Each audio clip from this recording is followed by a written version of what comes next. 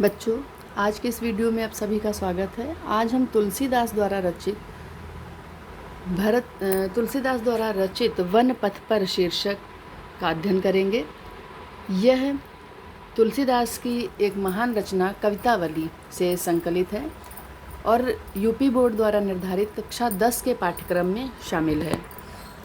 तो आइए आरंभ करते हैं वीडियो। वन पथ पर, जिस समय, जैसे कि नाम से ही शीर्षक के पता चल रहा है कि जिस समय श्री राम 14 वर्ष का वनवास व्यतीत करने के लिए अयोध्या से वन की ओर जा रहे थे, उनके साथ लक्ष्मण और सीता जी भी थे। तो वन के पथ पर की ये घटना है, वन के मार्ग की। कवितावली रामचरितमानस की तरह ही 7 कांडों में विभक्त रचना है और ब्रजभाषा में है। पुरते निकसी रघुवीर वधु, धर धीर दये मग में डग द्वय। तुलसीदास जी कहते हैं पुर मतलब नगर से, निकसी निकली रघुवीर वधु, रघुवीर वधु श्री राम की पत्नी अर्थात सीता जी, धरी धर कर धारण करके, धीर मतलब धैर्य, दय मतलब दिए रखे, मग मार्ग में, डग कदम, द्वय का अर्थ है 2। श्री राम की पत्नी अर्थात सीता जी ने नगर से निकलकर मार्ग में धैर्यपूर्वक 2 कदम ही रखे थे, कभी चली नहीं थी ज़मीन पर वो, और पथरीली ज़मीन पर नंगे पैर चलना पड़ रहा है। तो बहुत ही धैर्य धारण करते हुए 2 कदम ही मार्ग में उन्होंने अभी रखे नगर के बाहर।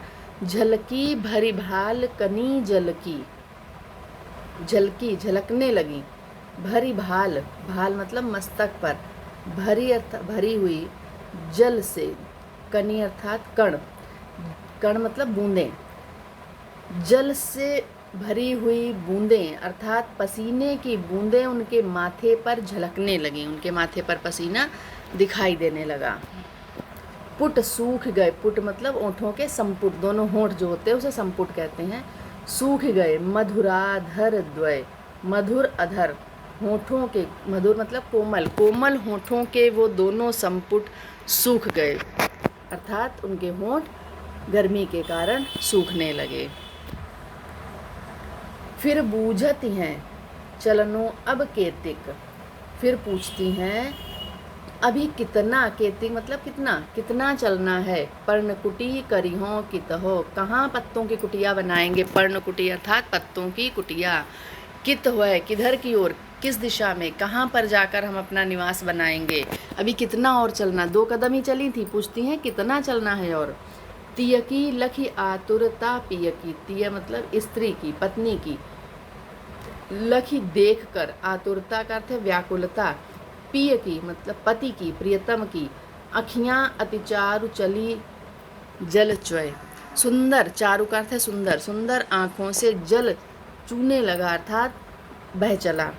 पत्नी की व्याकुलता को देखकर पति श्री राम की आँखों, सुंदर आँखों से अश्रुधारा बहने लगी। फिर ये नहीं कहती हैं कि थक गई हैं आराम कर ले, किस तरह से कहती हैं, जल को गए लखन है लरिका।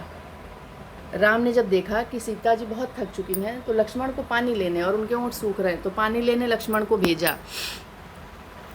तो कहते हैं, क्या कहती हैं राम से कि लक्ष्मण जब तक जल लेने, लड़का मतलब बेटा, बेटा लक्ष्मण जब तक जल लेने गए हैं, परिखो प्रतीक्षा करते हैं, हे प्रिय तब तक छाए घरीक, घरीक मतलब घड़ी भर, पल भर, ठाड़े खड़े होकर, कहीं छाया में खड़े होकर कुछ पल उनकी प्रतीक्षा करते हैं। पोंछ पसेऊ बयारी करो, अरु पाए पखारी हों भूभुर ठाड़े। और कहती हैं, ये नहीं कह रहे हैं कि मैं थक गई हूँ, कहती हैं कि हे प्रभु कहीं बैठकर पसेऊ, पसीना, आपका पसीना पोंछ दूँ, हवा कर दूँ, बयारी करूँ, हवा कर दूँ, और आपके पैर जो भूभुर ठाड़े, जो सूखी ज़मीन पर, तपती ज़मीन पर चलते हुए जलने लगे हैं, उन पैरों को थोड़ा सा पोंछ दूँ, पखार दूँ, धो दूँ। तुलसी रघुवीर प्रिया श्रम जानी के, श्रम अर्थात थकी हुई। तुलसीदास जी कहते हैं कि श्री राम ने प्रिया अपनी पत्नी को, सीता जी को थका हुआ जानकर बैठ विलंब लो कंटक काढ़े, बैठ गए और अपने पैरों से देर तक कांटे, धीरे धीरे कांटे निकालने लगे कि जितनी देर हम बैठेंगे उतनी देर सीता को आराम मिल जाएगा। जानकी नाह को नेह लख्यो, पुलको तनुबारी बिलोचन बाड़े। सीता, जानकी अर्थात सीता जी ने नाह मतलब नाथ, नाथ स्वामी अपने पति का स्नेह देखकर, सीता जी अपने पति का स्नेह देखकर पुलकित हो गई, उनके तन पुलकित हो गया। वारी का अर्थ है जल। विलोचन बाढ़े, विलोचन नेत्रों से, बाढ़े बढ़ने लगा, बहने लगा, उनके नेत्रों से जल बहने लगा। अपने पति का इस प्रकार का प्रेम देखकर अपने लिए उनकी आंखों से प्रेम के आंसू बह चले। अब वन की स्त्रियां देखती हैं जो वो कहती हैं कि रानी मैं जानी अजानी महा, पबिपाहन हूँ ते कठोर हियो है। किसी ने पूछा कि कौन है, तब उन्होंने बताया कि कैकेयी ने वनवास दिया है, ये दशरथ के पुत्र हैं, इसलिए वन जा रहे हैं कैकेयी के वरदान के लिए। तो एक स्त्री कहती है गांव की कि रानी मैं जानी, मैं तो उस रानी को अजानी महा अज्ञानी कहूँगी। अजानी अर्थात अज्ञानी, मैं उस रानी को महा अज्ञानी कहूँगी, मुझे तो वो रानी महा अज्ञानी लगती है। और पबिपान, उसका हृदय तो, यो मतलब हृदय, हृदय तो पत्थर से भी अधिक कठोर है, जिसने इतने कोमल बालकों को वन भेज दिया। राजा और राजा ने भी स्त्री के कहने में आकर काज अकाज न जान्यो, सही गलत का विवेक नहीं समझा। सही, राजा के पास भी विवेक नहीं है, वो भी सही गलत नहीं समझ पाए, उचित अनुचित नहीं समझ पाए।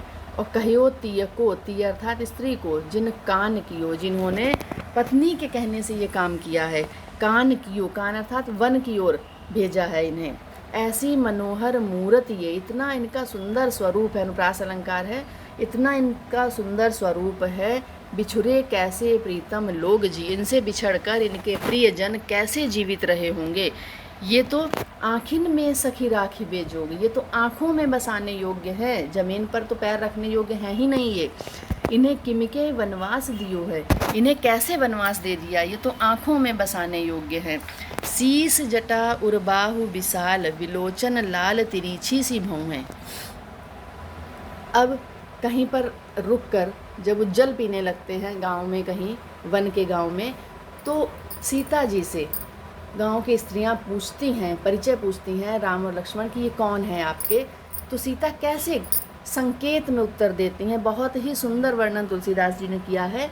शीस जटा, सिर पर जटा, उर्बाहु विशाल, उर हृदय और भुजाएं जिनकी विशाल हैं, विलोचन लाल, जिनके नेत्र लाल है, तिरछी सी भौएं, भौएं तिरछी सी हैं, तून सरासन, बाण धरे, धनुष बाण जो कंधे पर धारण किए हुए हैं, तुलसी बन मार्ग में सुठी सोहे। तुलसीदास जी कहते हैं कि वन के मार्ग में जो सुंदर लगते हैं, वन के मार्ग में चलते हुए जो हमारे मन को अत्यंत सुंदर लग रहे हैं, ये पूछ रही हैं स्त्रियां। सादर बारह बार सुभाए चिते, बार बार जिन मतलब विवश होकर हृदय जिनकी ओर, चिते अर्थात हृदय जिनकी ओर, बार बार जिनकी ओर हमारा हृदय चला जाता है। तुम त्यों हमरो मन मोह है, वो हमारे, जिन्होंने हमारे मन को मोह लिया है। पूछत ग्राम वधू सियसों, गाँव की बहुएं, गाँव की स्त्रियां सीता से पूछती हैं, कहो सखी, कहो सांवरे से सखी रावरे को है, ये सांवले से और ये सुंदर से, ये तुम्हारे, रावरे का अर्थ है तुम्हारे, ये कौन हैं। लक्ष्मण के लिए कहा है सुंदर से और राम के लिए ये सांवले से, ये कौन है तुम्हारे, क्या लगते हैं। अब सीता ने किस प्रकार उत्तर दिया।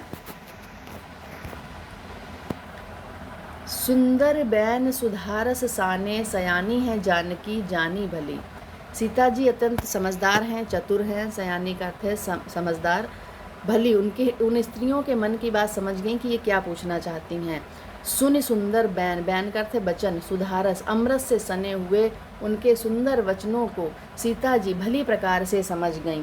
तिरछे करी नैन, और संकेत से बताया उन्होंने, तिरछी दृष्टि करके, सैन, सैन का अर्थ है इशारा, इशारा कर दिया उन्हें, उन स्त्रियों को इशारे से, संकेत से समझा दिया। समझाई कछु मुस्काई चली, इशारा करके मुस्कुरा कर चल दी। और तुलसीदास जी कहते हैं तेहि अवसर सोहें अवलोकत लोचन लाहु अली।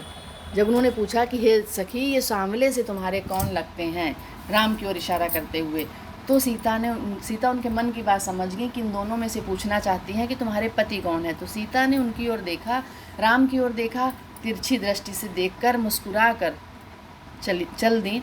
तो तुलसीदास जी कहते हैं कि उस समय वो दृश्य ऐसा प्रतीत, अवलोकत लोचन लाहु अली, ऐसा प्रतीत हो रहा था, अवलोकत दिखा, ऐसे लग रहा था कि जैसे लोचन नेत्र, उनके नेत्र कैसे हैं, उन ग्राम वधुओं के नेत्र लाहु अली भंवरों के समान, ग्राम वधुओं के नेत्र भंवरों के समान प्रतीत हो रहे थे। जो रूपक अलंकार इस पंक्ति में है, इसमें अंतिम में अनुराग तड़ाग, अनुराग का अर्थ है प्रेम, तड़ाग का अर्थ है सरोवर, जो प्रेम के सरोवर में भानु उदय, प्रेम रूपी सरोवर में मंजुल कंज कली, प्रेम रूपी सरोवर में श्री राम रूपी सूर्य के उदय होने से,